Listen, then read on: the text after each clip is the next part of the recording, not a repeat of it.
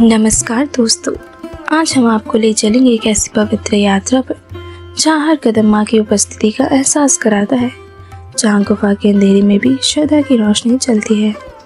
ये कहानी है माँ वैष्णो की गुफा यात्रा।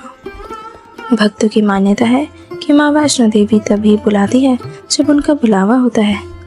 कई लोग वर्षों इंतजार करते हैं तो कुछ अचानक निकल पड़ते हैं, जिससे माँ ने उन्हें स्वयं पुकारा हो। ऐसे ही पुकार पर कटरा पहुँचता है हर साल लाखों श्रद्धालु, परंतु माँ के दरबार तक पहुँचने का सफ़र आसान नहीं। ये यात्रा है विश्वास, श्रम और भक्ति की। कटरा से यात्रा की शुरुआत होती है। पहला पड़ाव बाणगंगा।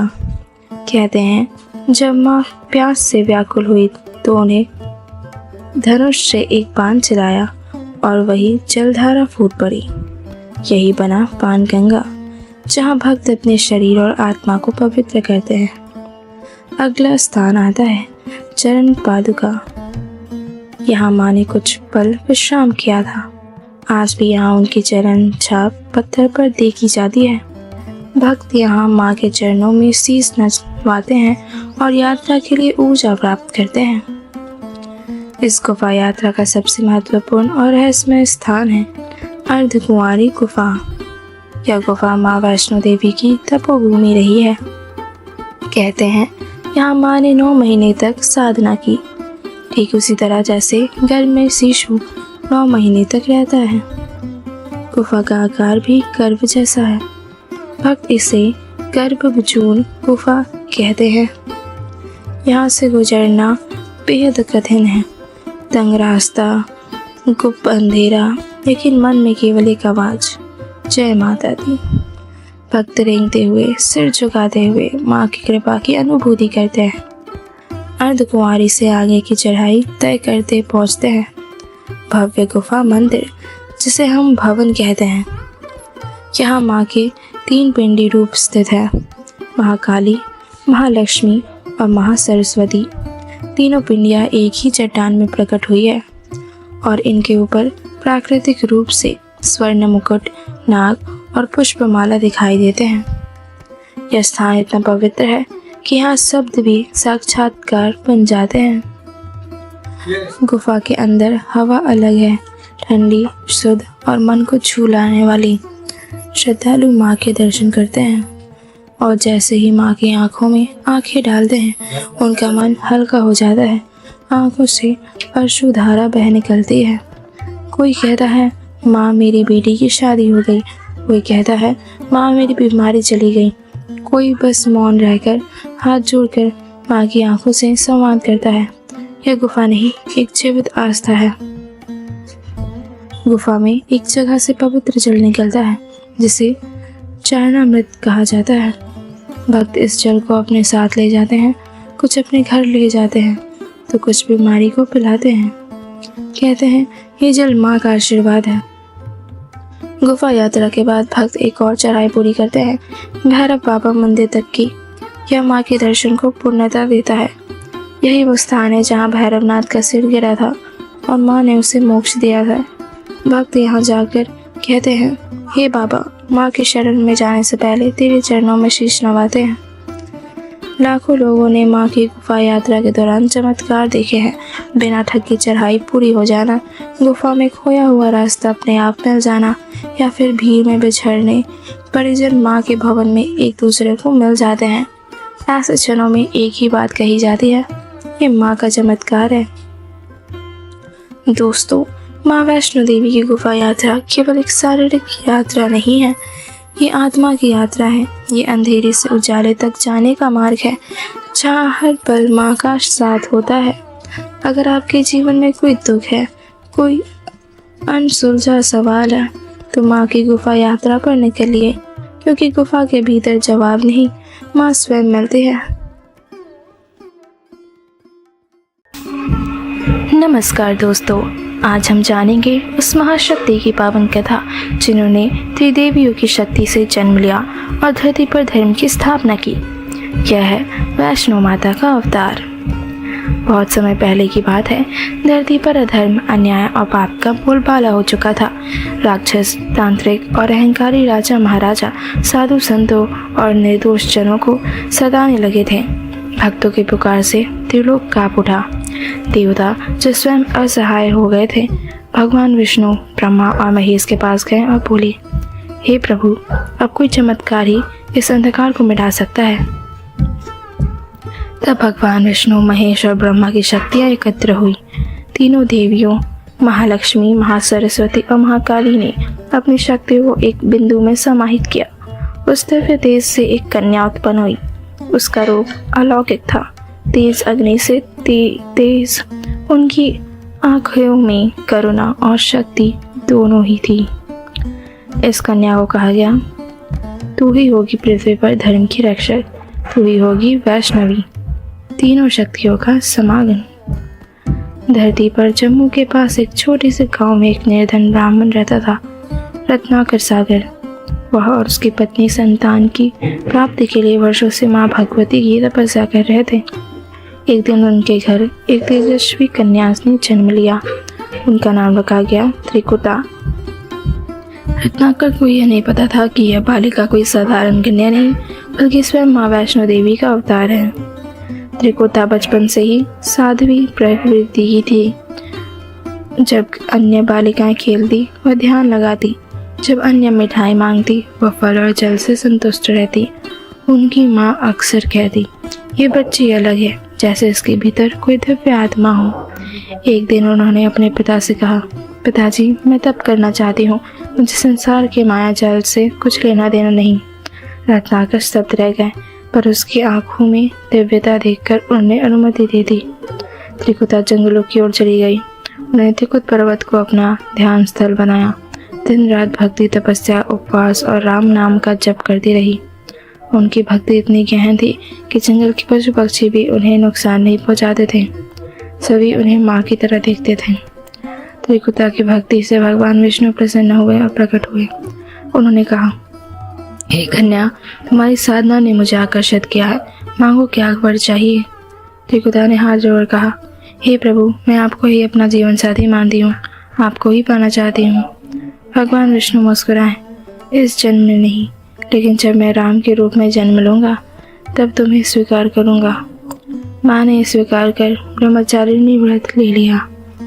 जब तक आप नहीं आते मैं तप करती रहूँगी और धर्म की रक्षा करूँगी। त्रिकुटा की ख्याति फैलाने लगी। लोग उन्हें माँ कहकर बुलाने लगे। बीमार ठीक होने लगे, निर्धन धन्य होने लगे और टूटे हुए जीवन फिर जुड़ने लगे। उनके आशीर्वाद से हर पीड़ा मिट जाती थी, इसलिए उन्हें लोग अब वैष्णो माता कहने लगे। त्रिकुटा अब वैष्णो देवी बन चुकी थी। तीनों देवियों की शक्ति से संपन्न, विष्णु की अन्य भक्त और भक्तों की रक्षक। उनकी गुफा, उनकी चरण पादुका, बाणगंगा, ये सभी स्थान माँ की लीलाओं से जुड़ गए। उनकी उपस्थिति ने त्रिकुट पर्वत को तीर्थ बना दिया।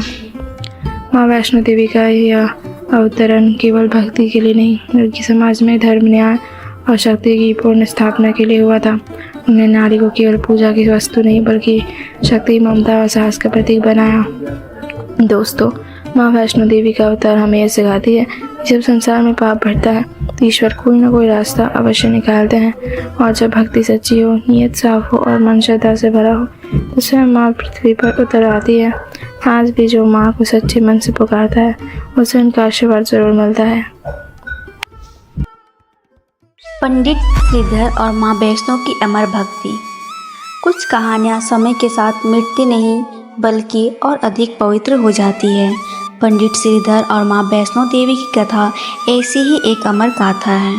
भक्ति और कृपा के मिलन की, एक सच्चे भक्त की पुकार और माँ का स्वयं अवतरित होना, यह कोई कल्पना नहीं बल्कि वो सत्य है जो आज भी माँ की गुफा की दीवारों में गूंजता है। सैकड़ों साल पहले त्रिकुट पर्वत की तलहटी में बसा एक छोटा सा गांव था, हंसराजपुर। वहीं रहते थे पंडित श्रीधर, सीधे साधे, गरीब मगर बेहद धार्मिक। हर सुबह माँ भगवती की पूजा और 2 वक्त की रोटी, यही जीवन था। लोगों के नामकरण, पूजा, यज्ञ, सभी धार्मिक कार्य पंडित जी करते थे, परंतु गरीबी इतनी कि कई बार भूखे ही सोना पड़ता, लेकिन श्रद्धा वो अटूट थी माँ वैष्णो देवी के प्रति। एक रात पंडित श्रीधर ने सपना देखा, एक दिव्य कन्या उनके दरवाजे पर आई और बोली, पंडित जी, मैं आपके घर भंडारा कराना चाहती हूँ, कृपया मेरी इच्छा पूरी करें। सुबह होते ही पंडित जी चौंक कर उठे। सपना इतना सजीव था जैसे सच में हुआ हो। भले ही घर में अन्न का एक दाना भी ना था, पर उन्होंने भक्ति को धन से ऊपर रखा। पंडित जी गांव-गांव घूमे, लोगों से दान मांगा।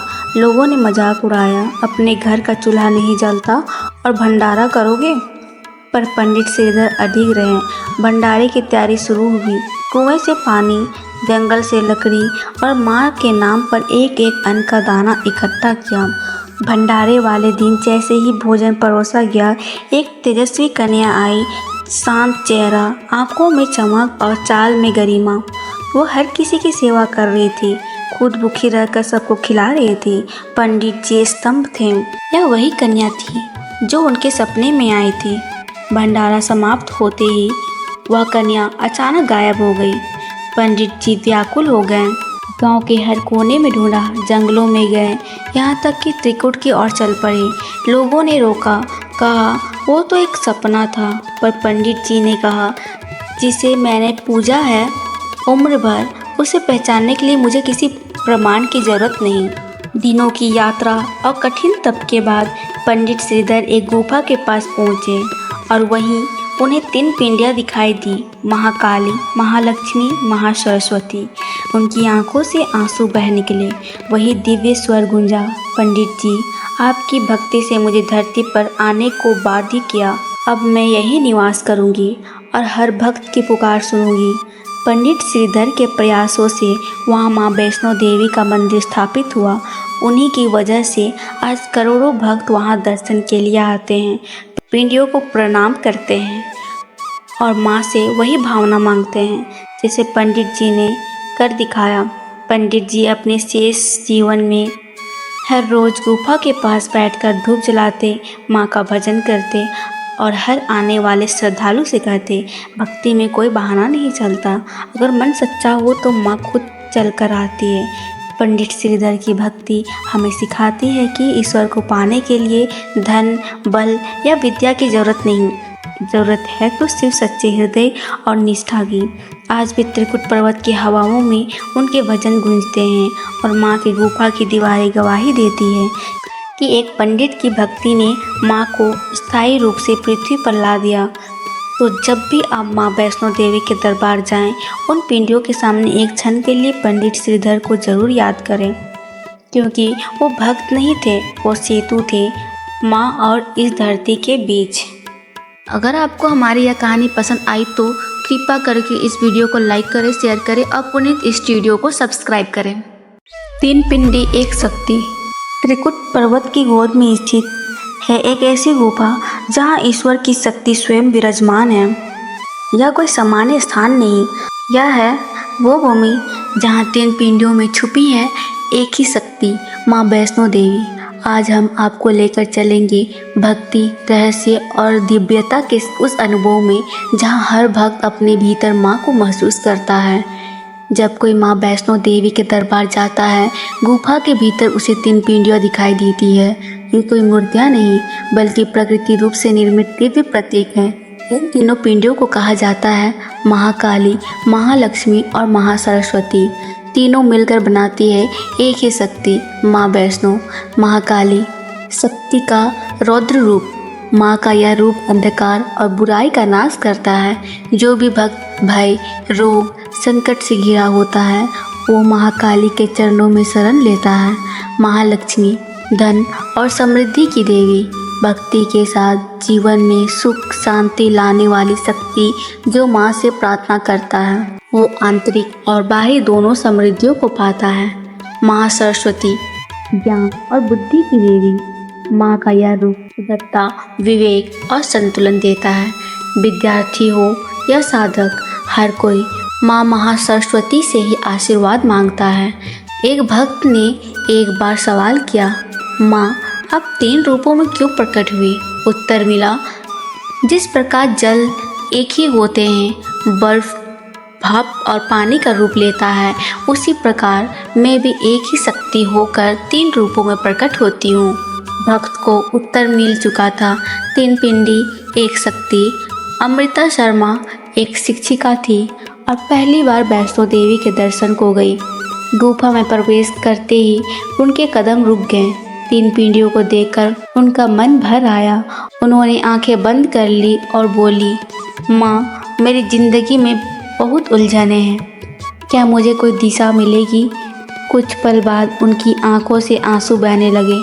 उन्हें लगा जैसे कोई उनके कंधे पर हाथ रख रहा हो। वापसी के बाद न सिर्फ उनके जीवन की उलझनें सुलझी, बल्कि उन्होंने अपने क्षेत्र में देवी ज्ञान केंद्र की स्थापना की, जहां गरीब बच्चों को निःशुल्क शिक्षा मिलती है। हर साल लाखों लोग मां के दरबार जाते हैं। हर कोई कुछ मांगता है, संतान, सुख, स्वच्छता, सफलता, लेकिन माँ क्या देती है? माँ देती है स्वीकार। जो भी तुम्हारे लिए सही है वो माँ की कृपा से ही आता है। और 3 पिंडियाँ 3 रास्ते दिखाती है, संघर्ष की शक्ति, संकल्प से समृद्धि और साधना से शांति। गुफा में आज भी दीवारों पर टपकता जल, माँ के चरणों से गूंजती घंटियाँ और भक्तों की सांसों में बसता विश्वास, ये सब इस बात की गवाही देते हैं कि माँ यहाँ है, सजीव है और कृपालु है। जब भी आप त्रिकुट पर्वत की गुफा में जाएं, उन 3 पिंडियों को देखकर सिर झुकाएं और मन में बस एक ही बात दोहराएं, माँ तो 3 रूपों में है और पर मेरी आत्मा में तो एक ही है। मेरा विश्वास, मेरी शक्ति, मेरी माँ, क्योंकि 3 पिंडी एक शक्ति और वो शक्ति सदा तुम्हारे साथ है। अगर आपको हमारी यह कहानी पसंद आई तो कृपया करके इस वीडियो को लाइक करें, शेयर करें और पुनीत स्टूडियो को सब्सक्राइब करें। कभी कभी ईश्वर को देखने के लिए मंदिर जाना नहीं पड़ता, कभी कभी वो खुद चलकर आते हैं।